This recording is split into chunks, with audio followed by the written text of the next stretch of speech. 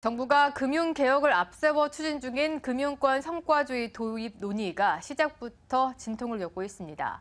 사용자협의회는 최근 금융권 성과주의 도입에 관한 협상을 하자는 공문을 금융노조 측에 보냈지만 반려된 것으로 MTN 취재 결과 확인이 됐습니다. 이 테이블에 올리는 것조차 거부한 겁니다. 임명찬 기자입니다.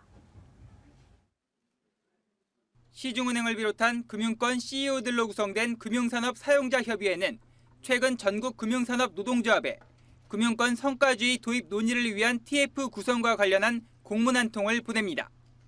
공문에는 오는 24일 화영구 사용자협의회장과 김문호 금융노조 위원장이 만나 성과 연봉제를 비롯해 금융권 성과주의 도입과 관련한 논의를 시작하자는 내용이 적혀 있습니다. 하지만 이 공문을 받은 금융노조는 곧바로 반송 처리했습니다.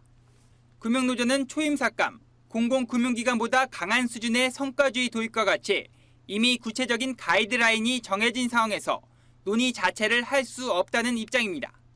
성과연봉제 도입, 초임 삭감 등 이미 가이드라인을 정해놓고 대화를 하자는 건 생색내기에 불과합니다. 뭐가 그리 급한지 정부의 일방적 강행에 보조를 맞추는 자리에는 절대 들러리 서지 않을 것입니다. 앞서 사용자협의회는 지난 4일 현행 호봉제 중심의 금융권 연봉체계를 연봉제로 전환하는 등 성과주의 도입과 관련한 계획을 발표했습니다. 당시 하영구 회장이 기자 간담회를 하는 과정에서 타 업권에 비해 높은 은행원 초임을 줄이고 공공금융기관보다 강한 수준의 성과주의 도입을 추진한다는 내용을 밝혀 파장이 일었습니다. 하지만 하 회장의 이 같은 발언은 정작 성과주의를 실현해야 할 사용자협의회 회원사들과 논의되지 않은 내용인 것으로 드러나 논란이 되기도 했습니다.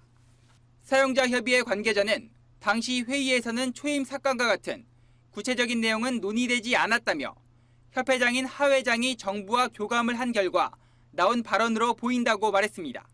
현재 상황으로는 정부가 밀고 은행권이 호응하는 방식으로 진행되는 성과주의 도입의 공론화까지는 갈 길이 멉니다. 머니투데이 방송 임명찬입니다.